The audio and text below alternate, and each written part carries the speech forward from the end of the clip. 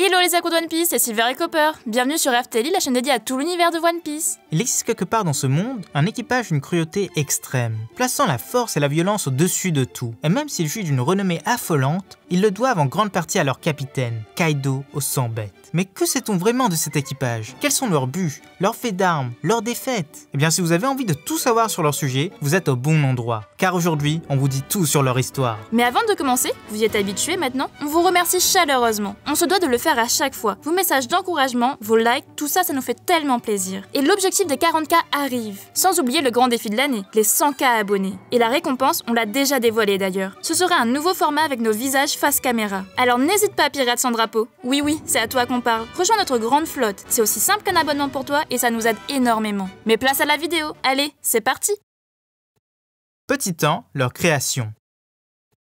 Les 100 bêtes, c'est un des équipages les plus connus de cette œuvre et pourtant, ils sont entourés d'un voile de mystère. Et ça commence par leur création. Tout ce que l'on sait, c'est que leur capitaine, Kaido, appartenait à l'équipage des Rocks. Mais à leur chute, 39 ans auparavant, il n'était qu'un mousse. Plus tard, on ne sait pas exactement quand ni pourquoi, il a fondé son propre équipage. Sans doute ne supportait-il pas d'avoir quelqu'un au-dessus de lui. Et il s'est dirigé vers Wano. Il a profité de l'absence du protecteur des lieux, le grand Oden.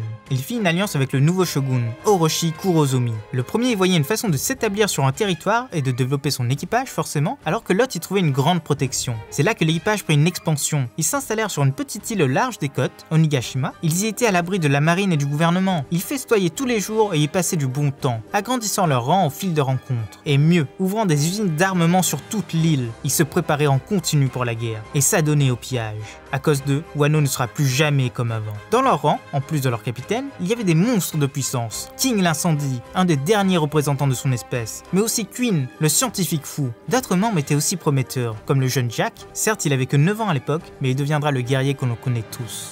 Malheureusement, 25 ans avant notre ère, l'inévitable arriva. Le grand Oden revient et face au désespoir de son île, il tente de mettre fin au règne d'Orochi et à la tyrannie de Kaido. Mais sans succès, il se laisse duper. Et tout ça pour protéger son peuple. Pendant 5 ans, ils vont cohabiter tant bien que mal. L'équipage continuera de grandir. Ils subiront de nombreuses attaques pirates. La plus marquante, c'est celle de Moria, le futur Shichibukai. Alors très jeune, il a cru pouvoir se frotter aux hommes de l'empereur. Mais tout son équipage fut réduit à néant. Il en échappa in extremis et emporta avec lui le cadavre de Ryuma et son sabre légendaire. Avec un petit traumatisme en bonus. Et enfin, après ces longues années d'humiliation et de torture sur les habitants, Oden s'est rebellé. Assisté des fourreaux rouges, il s'est dirigé vers son ennemi. Mais celui-ci l'attendait de pied ferme et avec tout son équipage. De son propre aveu, Kaido lance que ces hommes n'étaient pas aussi nombreux il y a 5 ans. Ils auraient perdu sans l'ombre d'un doute. L'idiotie d'Oden a permis à l'équipage de très vite évoluer sur cette terre dépourvue de loi. Et aujourd'hui, ils sont inarrêtables. Cela se vérifie très vite, car même si le chef se fait trancher, la machination de ses alliés le fait gagner, menant Oden tout droit vers son exécution. À n'en pas douter, cet événement est l'acte qui a scellé la création et la domination de cet équipage. Après ça, ils avaient carte blanche.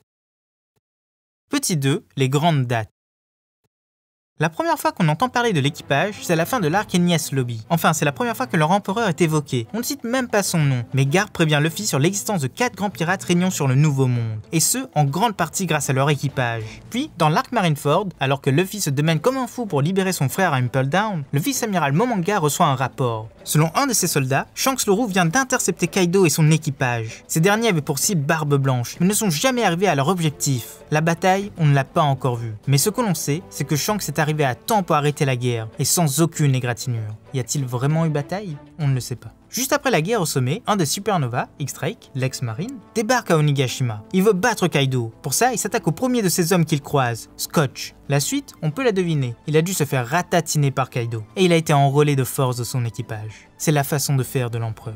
Durant l'ellipse, les 100 bêtes se mettent à chasser un groupe d'individus venus tout droit du passé, de l'exécution d'Oden plus précisément. Il s'agit de 3 fourreaux rouges, Kanjuro, Raizo, Kinemon, et leur nouveau maître, Momo, le fils d'Oden. Ils se doivent de l'éliminer pour garder les habitants de Wano sous contrôle. Mais la tâche est ardue, et les cibles s'échappent, pas très doués ces 100 bêtes. Autre événement sur cet équipage, mais on ne sait pas si cela s'est passé un peu avant ou pendant l'ellipse, c'est le début du commerce de Smile avec Doflamingo et César. Joker en parle juste après l'incident de Shabondi. Il annonce à Disco que c'est la fin des trafics d'esclaves. L'ère est maintenant au Smile. Le moins qu'on puisse dire, c'est qu'ils ont bien exploité les Tontata, car plus de 5000 de ces fruits artificiels ont été produits pour Kaido. Et oui, on a 4500 pleasures et 500 waiters. Et comme vous le savez, chacun a mangé un Smile, mais uniquement 10% se sont retrouvés avec les pouvoirs associés. Les autres malheureux n'ont eu que les effets secondaires. Ils ne peuvent que rire. Après l'ellipse, tout s'emballe. L'ombre de Kaido flotte sur presque toutes les aventures des Mugiwara. À Punk Hazard, le set qui est produit était destiné à créer des smiles, et on voit deux hommes de Kaido discuter de la façon d'annoncer la chute de César à Jack. Les pauvres, ils ont dû mourir. À Dressrosa, c'est l'usine de Smile elle-même qui est détruite, et là on peut comprendre la colère de Jack. Sur Zou, le fameux mammouth, une des 3 calamités de Kaido, va torturer les habitants pour essayer de trouver Raizo, un des samouraïs en fuite. À cette occasion, on y découvre les Pleasure, qui se font battre assez facilement quand même, et les Gifters, guidés par Sheephead. Aucun d'eux ne cache leur soif de sang, ils vont même utiliser du gaz toxique pour immobiliser leur ennemi.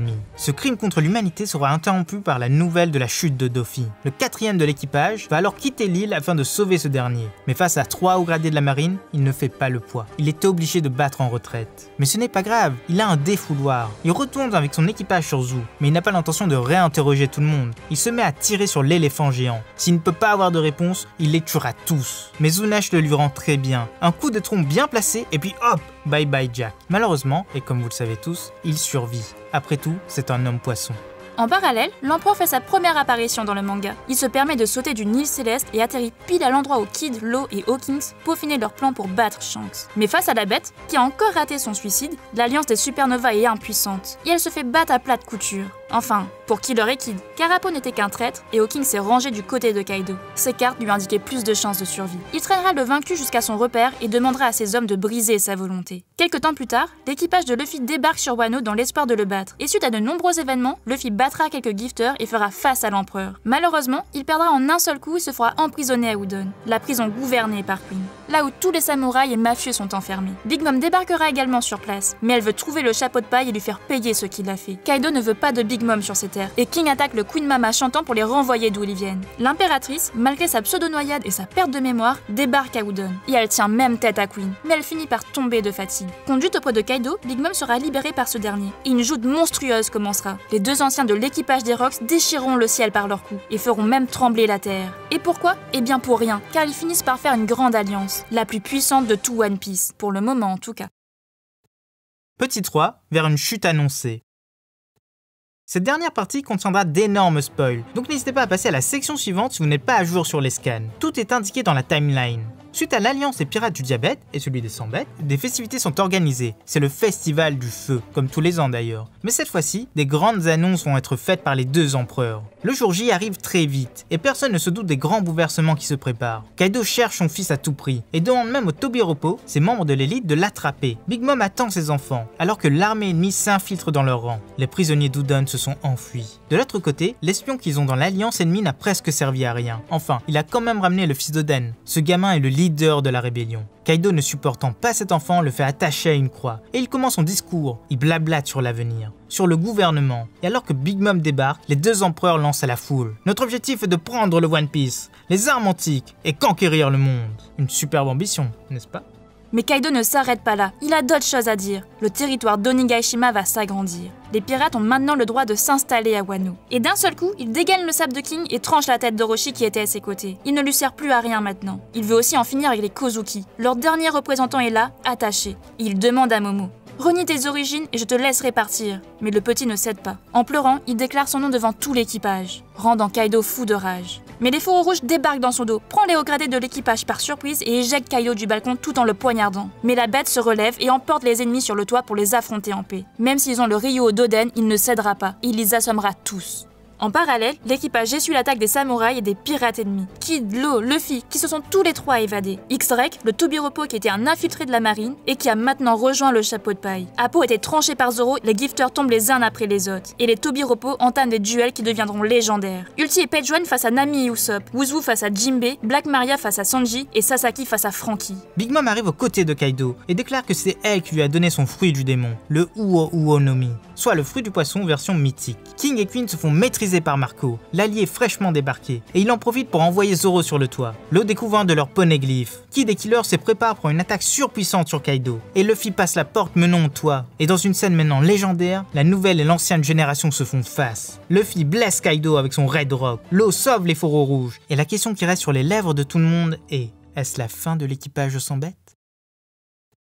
Voilà, c'est déjà la fin de cette vidéo. On espère que ça vous a plu, et si on a oublié des choses, rajoutez-les en commentaire. Cette vidéo est assez spéciale car elle risque de changer très vite, et on fera une mise à jour en fin d'année. Après tout, l'arc Wano tend vers sa conclusion. C'était Silver et Copper pour FT Lille. À bientôt les échos de One Piece.